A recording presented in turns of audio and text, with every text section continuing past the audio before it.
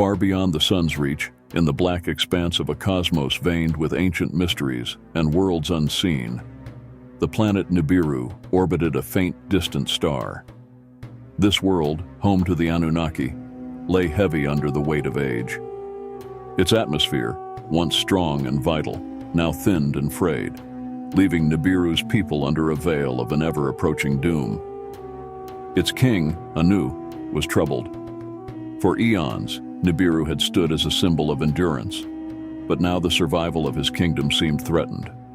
Surrounded by advisors, priests, and his own family, Anu clung to a last, flickering hope: Earth. Anu's scientists, tirelessly probing the heavens, had identified Earth, a world rich in gold. Gold, the element that could save their atmosphere and restore their home. But hope on Nibiru often arrived hand in hand with dissent. The king's two sons, Enlil and Enki, powerful in their own right, clashed bitterly over the journey to Earth.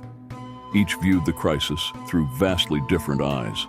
Enlil, a man of unwavering discipline, clung to Nibiru's ancient codes, his mind a fortress against what he saw as meddling with the cosmic order.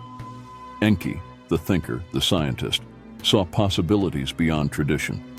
He wanted not only to save Nibiru, but to reshape what it could be. With each council session, the gulf between them widened.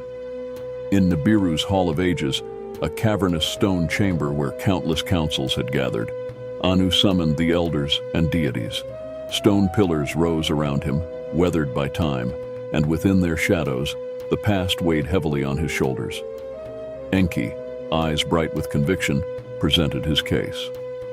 Earth is teeming with gold, Enki said, his voice alive with hope. It's abundant there, just waiting for us. If we harness it, our skies can be renewed, and Nibiru can thrive once more. Enlil watched his brother, his face set in grim lines. Are we saviors or conquerors, Enki? We may find the gold, yes, but at what cost? Do we risk destroying the life that grows there? Or worse, do we become its destroyers? Anu's decree, echoing through the hall, was final. Enki would lead the mission to Earth, tasked with bringing back the riches that could save Nibiru. As Enki bowed before his father, his heart surged with purpose, a responsibility that weighed on him like the stars themselves. Thus, the Anunnaki began their journey through the cosmic dark, a journey that would change both Nibiru and Earth forever. When Enki descended to Earth, he was accompanied by his sister, Ninhursag, the healer and nurturer, as well as the Igigi, their loyal workforce, trained for the laborious task of mining Earth's riches. As they entered Earth's atmosphere, the sights of this lush, untamed paradise captured their awe. Rivers glinted under the sunlight, dusted with the very gold they sought. Forests stretched far and wild, untouched by any hand, and towering mountains lined the horizon beneath a sky boundless and clear. Together, Enki and Ninhursag set up their camp by a river whose waters glowed faintly with gold particles. Soon the Igigi joined them, beginning the careful, back-breaking work of extracting Earth's hidden treasures. Yet, as Enki wandered the fertile lands, examining flora, fauna, and life that pulsed beneath Earth's green canopy, he stumbled upon a discovery that would soon send ripples through the Anunnaki ranks: creatures. These beings were primitive, yet they possessed an uncanny resemblance to the ancestral forms of his own people. In the rough, low-browed humans, Enki saw not mere creatures, but potential, a seed that could be nurtured, evolved, refined. And that potential, Enki knew, would bring forth the ultimate clash among the gods. When Enlil arrived on Earth, he was not entranced by the beauty or diversity of life, nor was he caught up in his brother's visions of progress. To him, Earth was a station, a temporary solution, a place to extract resources and then leave behind. His task was clear. His heart held no sway for anything else. When he saw Enki examining a group of early humans as they foraged, an uncomfortable suspicion took root. "You are far too interested in these creatures," Enlil said, catching Enki in one of his many observations. "They're bound to instinct, to Earth's laws. They will never be our kind." But they could be, Enki countered, his voice filled with wonder. Imagine beings like us, able to endure Earth's hardships and yet possess our wisdom and knowledge. With guidance, they could grow. Enlil shook his head, dismissing the notion. Yet Enki, undeterred, turned to his sister, Ninhursag, who had long shared his vision. He proposed an experiment, a daring fusion that would merge Anunnaki and human essence to create a being both familiar and new. A being who might one day share the Anunnaki's wisdom and alleviate the grueling work on Earth. In a secluded chamber carved within their earthly compound, Ninhursag began the ritual of creation. With patience and care, she merged the blood of the Anunnaki with that of the native beings, carefully crafting the essence of a new life.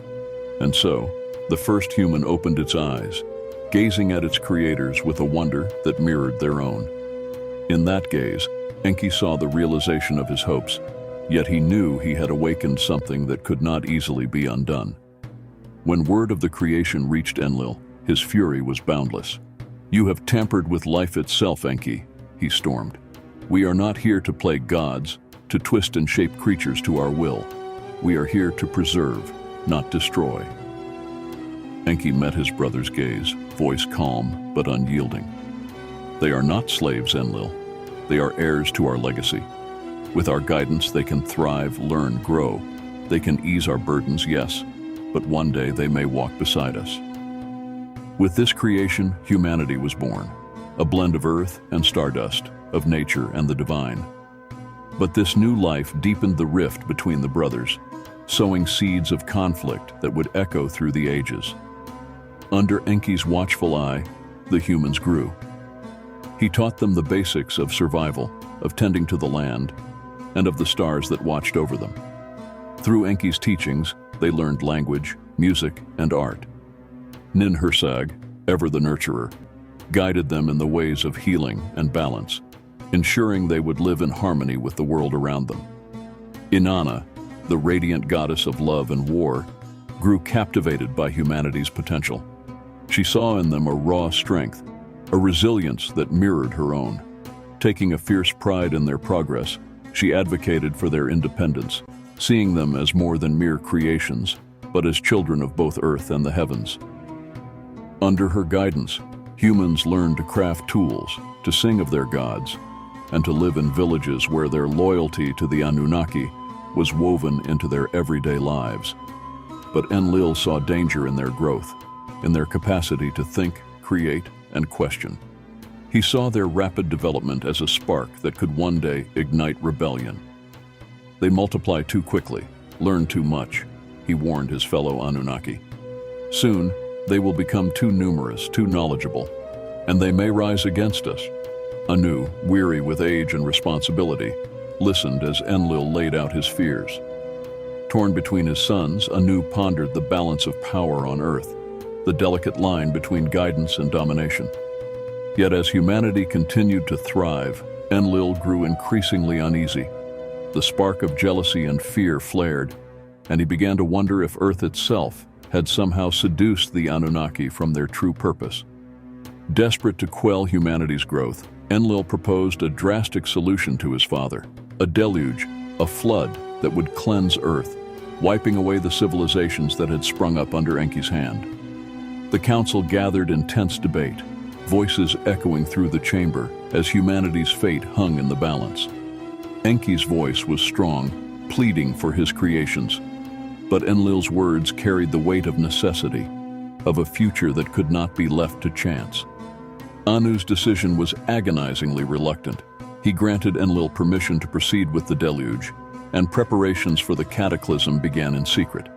But Enki, unwilling to forsake his creations, sought a way to defy his brother's will. In the dead of night, he visited a human named Ziusudra, a man of great wisdom and virtue. Whispering secrets of survival, Enki revealed to him the means to construct a vessel that could weather the storm, a refuge for those who would survive Earth's rebirth. As the floodwaters rose, the earth trembled beneath the Anunnaki's fury. Torrents raged across the land, swallowing villages and washing away the years of growth and knowledge. Enlil watched as his vision came to pass, the land cleansed, purified, left to renew in the aftermath of destruction. Yet Enki's defiance could not be silenced. As the waters receded, Enlil saw Ziusudra and his family emerge, survivors of the deluge, bearing with them the knowledge Enki had imparted. The brothers met amid the ruins of Earth's former civilization, each bearing the weight of their choices. In Enlil's eyes, Enki saw a shadow of anger, but also respect, for neither brother could deny the power that humanity held, a power born of their lineage and of Earth itself. In the aftermath, Anu descended once more to Earth, calling his sons and the Anunnaki to account for the devastation. The resilience of humanity, the fruits of Enki's guidance, stood before him as a testament to the Anunnaki's impact, both good and ill. Anu, wise beyond the years of his sons, understood the magnitude of what had transpired and the changes it had wrought upon Earth. Faced with the ruin and the perseverance of humanity, Anu commanded his sons to lay aside their feud. He decreed that the Anunnaki would withdraw from direct rule, leaving Earth to its destiny. Humanity would now walk its own path, shaped by the teachings of its gods, but free to create a future of its own design. Yet, not all the Anunnaki departed.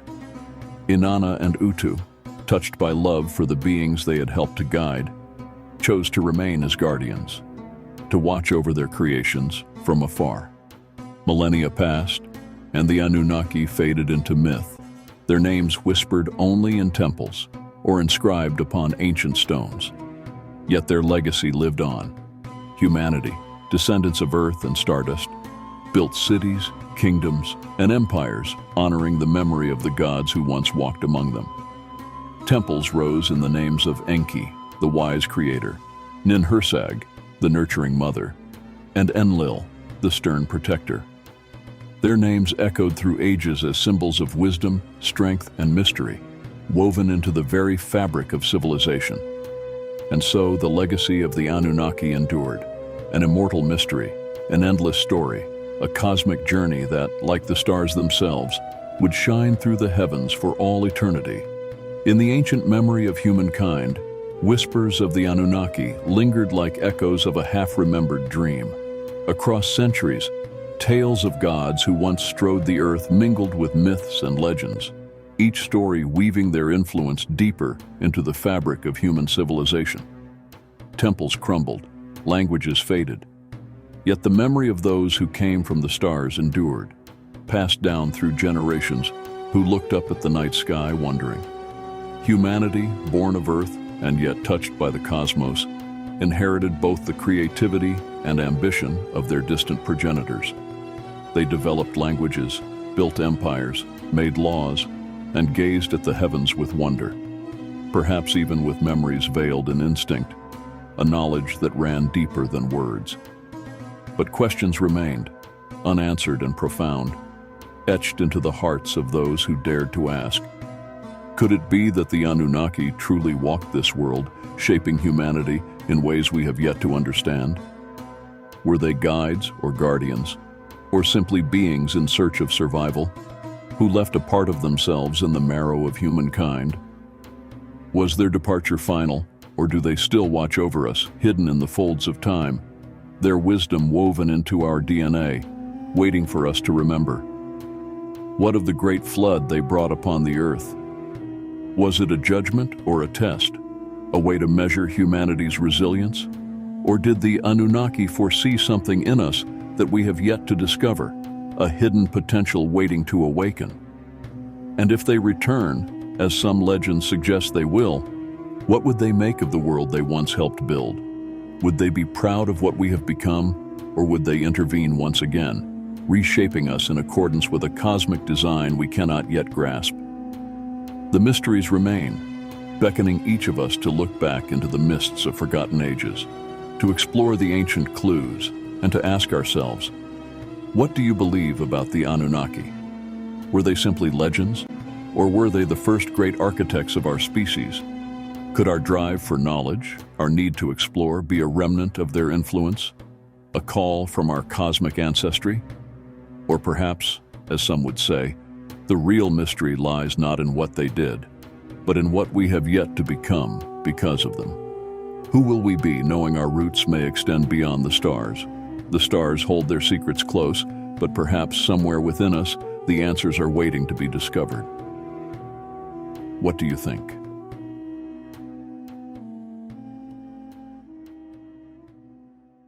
If you enjoyed this video, don't forget to like, share, subscribe, and hit the notification bell so you never miss an adventure with us.